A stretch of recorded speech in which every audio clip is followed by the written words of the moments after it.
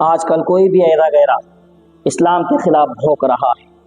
کوئی مسلمانوں کے خلاف بھوک رہا ہے کہ ان کو ان کی مسجد میں گھس کر چن چن کر ماریں گے، کوئی ویڈیو بنا رہا ہے اور قرآن کو جلا رہا ہے، تو یہ سوچ رہے ہیں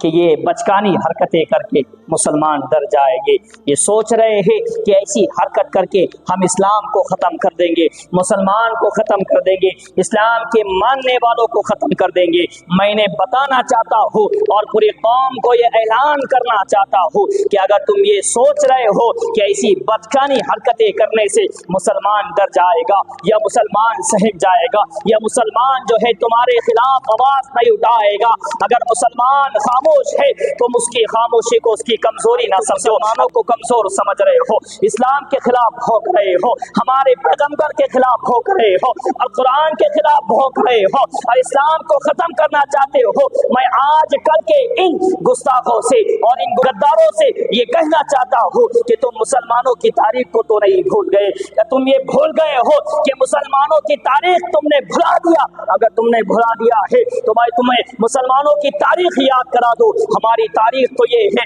کہ دشت تو دشتے ہیں، دریا بنا چھوڑے ہم نے اور پہلے ظلمات میں دوڑا دیے گھوڑے ہم نے۔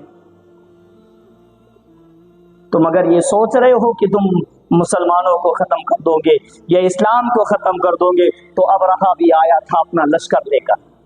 ہاتھیوں کی فوج لے کر آیا تھا۔ کیا تم نے قرآن نہیں پڑھا؟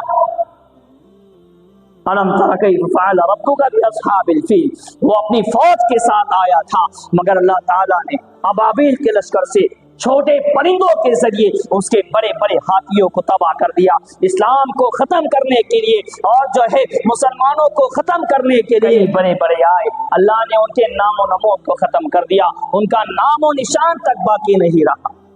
اور یہ آج کل کے برسات میں پیدا ہوئے میڈک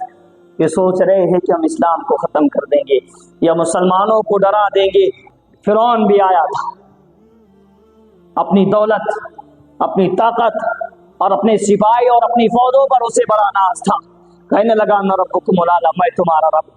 میں تمہیں مارتا ہوں اور میں تمہیں جلاتا ہوں۔ جب اللہ نے اسے ڈھیل دیا تو یہ سوچنے لگا کہ مجھے کوئی روکنے والا نہیں، مجھے کوئی پکڑنے والا نہیں، مجھے کوئی مارنے والا نہیں، کوئی مجھ سے سوال کرنے والا نہیں، کوئی مجھ سے پوچھنے والا نہیں۔ مگر جب وقت آیا، جب اس کی باری آئی تو اللہ تعالیٰ نے قرآن میں نقش کر دیا وَإِذْ فَرَقْنَا بِكُمُ الْبَحْرَ فَأَنْجَيْنَاكُمْ وَأَغْرَقْنَا آلَ فِرْعَوْنَ وَأَنْتُمْ تَنْظُرُونَ، ہم نے آل فرعون کے سامنے اسے غرق کر دیا۔ اللہ تعالیٰ نے اس کے ماننے والوں کے سامنے، اس کے چاہنے والوں کے سامنے، اس کے پیچھے چلنے والوں کے سامنے اسے غرق کر دیا، اسے تباہ کر دیا، برباد کر دیا۔ فرعون جیسے بادشاہ کو اللہ تعالیٰ نے جو ہے نہیں چھوڑا۔ تو یہ آج کل کے حکمران اور آج کل کے دولت کی نشے میں ڈوبے ہوئے لوگ یہ سوچ رہے ہیں کہ ہم اسلام کو ختم کر دیں گے اور ہمیں کوئی بولنے والا نہ ہوگا، ہمیں کوئی پوچھنے والا نہیں ہوگا، ہم سے کوئی سوال کرنے والا نہیں ہوگا۔ جب میرا رب